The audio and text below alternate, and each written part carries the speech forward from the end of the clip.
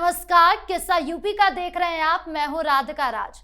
सड़क से लेकर संसद तक समाजवादी पार्टी की मुश्किलें कम होने का नाम नहीं ले रही। एक तरफ डिंपल यादव पर हुई कार्रवाई के बाद भी सफाई बाज नहीं आ रहे और कांग्रेस की तरह यूपी के अलग अलग जिलों में बवाल काट रहे हैं, तो दूसरी तरफ संसद में सरकार पर आरोप लगाकर खुद अखिलेश यादव घिरते हुए नजर आ रहे हैं। और तो और अब जब जौहर यूनिवर्सिटी पर भी सीएम योगी का बुलडोजर गरजने को पूरी तरह तैयार है, तो वहां पूरा 45 सदस्यों का सपा प्रतिनिधि मंडल पहुंचकर हंगामा कर रहा है। तो कैसे हर मोर्चे पर सपा घिरती हुई नजर आ रही है, इसी पर चर्चा के लिए मेरे साथ स्टूडियो में मौजूद है कैपिटल टीवी के executive editor Rajiv Kumar. Sir, आपका बहुत बहुत स्वागत है। धन्यवाद। सर, समाजवादी पार्टी कैसे परेशान है आजकल? देखिए, विपक्ष की परेशानी की बात है।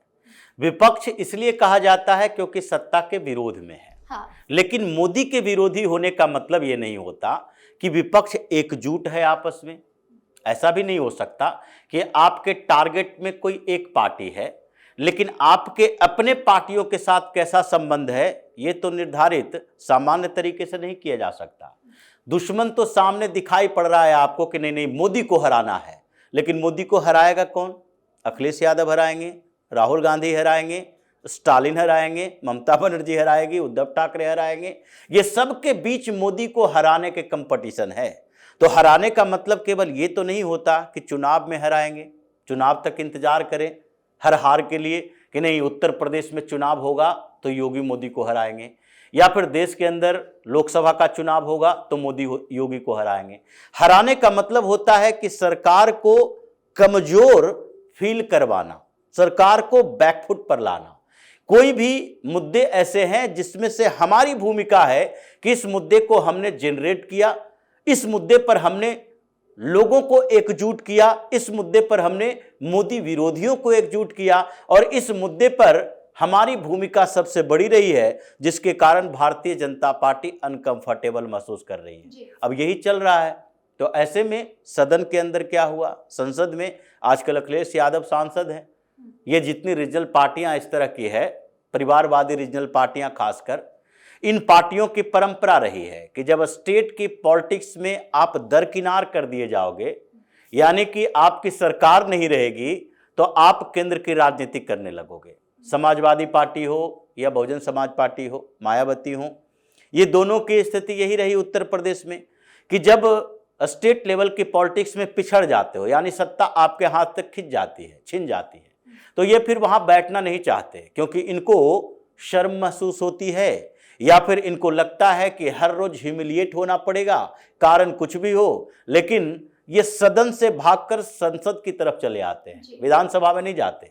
अखिलेश यादव विधानसभा चुनाव लड़े थे और विधानसभा चुनाव में जीत कर भी आए, नेता प्रतिपक्ष बनके उत्तर प्रदेश की राजनीति कर सकते थे, क्योंकि अखिलेश यादव को तो ये पता है कि उत्तर प्रदेश की राजनीति के अलावा किसी और स्टेट की राजनीति ये कर नहीं सकते। इनकी पार्टी उत्तर प्रदेश तक सीमित है, तो उत्तर प्रदेश तक जब सीमित है तो उत्तर प्रदेश की राजनीति करो, ये दिल्ली की राजनीति करने क्यों आ जाते हो? दिल्ली की राजनीति करने आ गए, संसद के अंदर हैं, और संसद के अंदर अकेले नहीं हैं, ये दोनों हैं, डिंपल यादव भी और अखिलेश यादव भी। अब इनको इतना भी भरोसा नहीं रहा आज तक कि हम स्टेट की राजनीति कर लें और डिंपल यादव को छोड़ दे केंद्र की राजनीति कर ले। ये सांसद रहे, संसद में ये समाजवादी पार्टी को एकजुट रख सके, हम प्रदेश की राजनीति कर ले, विधानसभा में नेता बने रहे।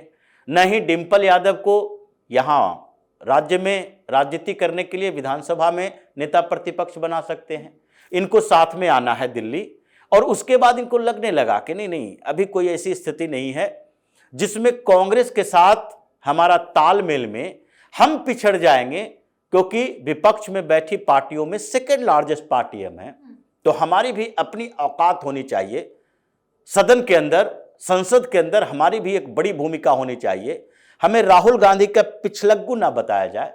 तो इसलिए काकरोचों के इस प्रदर्शन में राहुल गांधी आए, फिर अखिलेश यादव भी आए, और सदन के अंदर इनको हंगामा करने के लिए एक मौका मिल गया। जब नीट को लेकर चर्चा, पेपर लीक के ऊपर चर्चा, जब सरकार बार बार कह रही है हम चर्चा करने को लिए तैयार हैं, लेकिन कांग्रेस क्या कह रही है, नहीं चर्चा नहीं करना है, चर्चा करने से पहले इस्तीफा दिलवाओ, कांग्रेस बोल रही है कि इस्तीफा दिलवाओ। अगर कांग्रेस ऐसे मुद्दे पर रिस्पॉन्सिबिलिटी के आधार पर, क्योंकि पेपर लीक के मामले में धर्मेंद्र प्रधान की भूमिका इतनी बताई जा सकती है कि वो शिक्षा मंत्री हैं, तो फिर उनके लिए जरूरी था कि उसको सुरक्षित तरीके से रख सके, लेकिन वो अपनी रिस्पॉन्सिबिलिटी पूरी तरीके से न निभा पाए क्योंकि पेपर लीक हो गया। अब पेपर लीक हो गया तो केवल यही नहीं हुआ है, केंद्र में तो आप नीट पेपर लीक की बात करते हो, लेकिन तमिलनाडु में पेपर लीक की बात नहीं करते, तेलंगाना में पेपर लीक की बात नहीं करते। पेपर लीक की तो बात छोड़ दीजिए, यहां अभी झारखंड की सरकार का क्या हुआ। झारखंड में एक वैकेंसी निकली हुई थी, एग्जाम होना था, इन लोगों ने छात्रों तक सूचना ही नहीं ढंग से पहुंचाई। 75% जो एग्जाम देने वाले लड़के थे वो मिस कर गए एग्जाम। अब वो बवाल कर रहे हैं, हंगामा कर रहे हैं कि भाई हमें मेल सही समय से नहीं मिला, एडमिट कार्ड सही समय से नहीं मिला, तो हम एग्जाम मिस कर गए। अब ये झारखंड की सरकार में कांग्रेस भी भागीदार है, झारखंड की सरकार हेमंत सोरेन की है। ये हेमंत सोरेन दिल्ली में आकर प्रदर्शन करने वाले लोगों के साथ अपनी टीम के लोगों को भेज देंगे, लेकिन अपने स्टेट की रिस्पॉन्सिबिलिटी नहीं संभालेंगे। हेमंत सोरेन क्या इस्तीफा देंगे? क्या रेवंत रेड्डी इस्तीफा देगा तेलंगाना में? क्या विजय इस्तीफा देगा तमिलनाडु में? या फिर सतीशन इस्तीफा देंगे केरल में? ये सरकार तो इन लोगों के पास भी है, लेकिन ये इस्तीफा नहीं देंगे। और इस्तीफा दिलवाने के लिए कोशिश किसको करेंगे कि नहीं नहीं, अगर एक रिस्पॉन्सिबिलिटी आपको दी गई थी उसमें 100% आप सफल नहीं रहे तो आप इस्तीफा दे दो। क्या कांग्रेस इस बात के लिए मानेगी कि नेता प्रतिपक्ष के तौर पर संसद के अंदर राहुल गांधी इस भूमिका के लिए परिपक्व नहीं रहे, इस भूमिका को सही तरीके से नहीं निभाया? नेता प्रतिपक्ष की कुर्सी छोड़ दो, ये नहीं करेगा। तो इसलिए राहुल गांधी और अखिलेश यादव ये दोनों कंपटीटर, अखिलेश यादव का मानना है कि 37 सांसद हमारे, 98 तुम्हारे। तो ऐसा तो है नहीं कि हम 7 सांसद वाले हैं और तुम 100 सांसद वाले हो, तो इसलिए गैप नहीं है, तो मुद्दे हमारे भी होंगे। केसी वेणुगोपाल के साथ बहसाबहसी हो गई इसी बात को लेकर। अखिलेश यादव का कहना था चर्चा होनी चाहिए, चर्चा क्यों नहीं होनी चाहिए? कांग्रेस का कहना था नहीं नहीं हम इस्तीफे पर अड़े हुए हैं। अखिलेश यादव ने कहा आप हमसे कौन पूछ कर आते हो? जब आप अचानक से मल्लिकार्जुन खड़गे से के घर से निकलकर धरना करने लगते हो, तो उस समय समाजवादी पार्टी को बोला था कि हम लोग धरना के लिए, प्रोटेस्ट करने के लिए या प्रधानमंत्री के आवास को घेरने के लिए तैयारी कर रहे हैं, तो उसमें आप तैयारी कीजिए। अब ये दोनों के बीच झगड़ा सदन में हुआ, इसका मतलब है कि दोनों के बीच अदावत की शुरुआत हो गई। अखिलेश यादव ने क्या किया, एक काकरोचे के प्रोटेस्ट में डिंपल यादव को भेज दी। इनको लगने लगा नहीं नहीं अभी उत्तर प्रदेश के चुनाव में डिंपल को भी एक एग्रेसिव लीडर की तरफ प्रस्तुत करना है, दिखाना है कि नहीं नहीं डिंपल यादव को जो सौम्य तरीके से राजनीति करने वाली एक महिला सांसद के तौर पर प्रोजेक्ट करते हो, वो सांसद नहीं है। ये भी प्रियंका वाड्रा की तरह सड़क पर उतरती हैं, ये भी काकरोचों के प्रोटेस्ट में गई थी, ये भी हिरासत में ली गई, इनकी भी फजीहत करवा दी। लेकिन फायदा क्या हुआ? आप लोगों की मदद करने के नाम पर फोटो सेशन करवा रहे हो, इससे लोगों का सेंटिमेंट आपके प्रति ऐसा नहीं हो जाएगा। ये परिवारवादी पार्टियों के सांसद, जिसमें अपने ही परिवार के 8 लोगों को सांसद बना दो, विधायक बना दो, नेता प्रतिपक्ष बना दो, जहां पर आपको मौका मिले वहां कमेटी में डाल दो, ये सारी जिम्मेदारी जो एक परिवार को रखे हुए हो, उसके आधार पर तो ये माना जा सकता है ना कि डिंपल यादव कोई सांसद नहीं है चुनी हुई, बल्कि समाजवादी पार्टी की नियुक्त की गई सांसद है कि आपने पार्टी से अपने परिवार के एक व्यक्ति को सांसद बना दिया, अब राज्यसभा के बदले लोकसभाएं बना दिया। तो इसलिए संसद के अंदर, प्रोटेस्ट के अंदर, इन दोनों जगहों पर तो इसकी परेशानी बढ़ी है, गठबंधन में भी परेशानी बढ़ी है। सर, जौहर यूनिवर्सिटी को लेकर भी दूसरी तरफ बवाल हो रहा है। एक तरफ तो समाजवादी पार्टी के नेता कह रहे हैं कि आप बदले की भावना के नाम पर शिक्षा का मंदिर नहीं तोड़ सकते, और दूसरी तरफ बीजेपी सरकार बुलडोजर चलाने को तैयार है। देखिए, ये जो लोकतंत्र का मंदिर तोड़ रहा है वो शिक्षा के मंदिर की बात कर रहा है। ये शिक्षा का मंदिर का मतलब क्या होता है? मदरसे के ऊपर एक्शन होगा फिर भी कहोगे शिक्षा का मंदिर है। शिक्षा के मंदिर के नाम पर क्या आजम खान के करोड़ों की प्रॉपर्टी इकट्ठा करने के लिए लोगों को परेशान करना जायज है? अगर आपने नियम कानून का पालन नहीं किया है तो ये लोकतंत्र का मंदिर हो या शिक्षा का मंदिर हो, लोकतंत्र में केवल जनता की बात सुनी जाती है, और जितने हैं वो सारे जनता के अनुसार ही चलेंगे, जनता के हितों के लिए चलेंगे। यही लोकतंत्र है। और इसीलिए अगर जौहर यूनिवर्सिटी गलत तरीके से जमीन कब्जा के बनाई गई, इसकी फंडिंग में दिक्कतें हैं, इसके फंड बाहर से लाए गए। आजम खान ने जब ये मंत्री था तो उसके आसपास के जमीनों पर कब्जा करने के लिए वहां के अपने ही कौम के किसानों का शोषण किया है, जिसके खिलाफ केसेस अभी भी चल रहे हैं। एक एक केस अगर आजम खान का खुलना शुरू हो जाए तो अभी पूरी जिंदगी वो जेल में ही सड़कर मर जाएगा।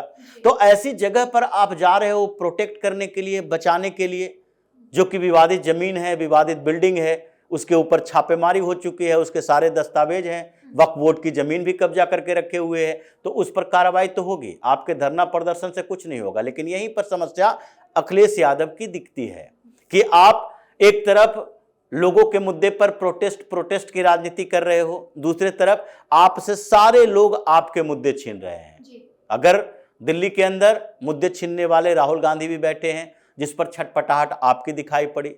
तीसरी तरफ उत्तर प्रदेश में मायावती साइलेंट मोड में है, तो भीम आर्मी वाला इस मुद्दे को कैच करने की कोशिश कर रहा है। ये चंद्रशेखर जंतर मंतर पर भी प्रदर्शन किया और उसके बाद जाकर संसद के अंदर भी, संसद परिसर में प्रदर्शन किया, उसके बाद लखनऊ में जाकर प्रदर्शन कर रहा है। तो अगर चंद्रशेखर मजबूत होता है, योगी को समस्या नहीं है चंद्रशेखर के मजबूत होने से। चुनाव में भी चंद्रशेखर के मजबूत होने से योगी को कोई फर्क नहीं पड़ता। फर्क अखिलेश यादव को पड़ता है, मायावती को पड़ता है। और चंद्रशेखर मजबूत हो रहा है, एआईएमआईएम के साथ गठबंधन करेगा, इन लोगों का गठबंधन होगा। तो ये पहले से ही डरे हुए हैं कि नहीं, इन लोगों को बीजेपी की बी टीम नहीं बनना चाहिए, तो चुनाव तो लड़ेगा ही।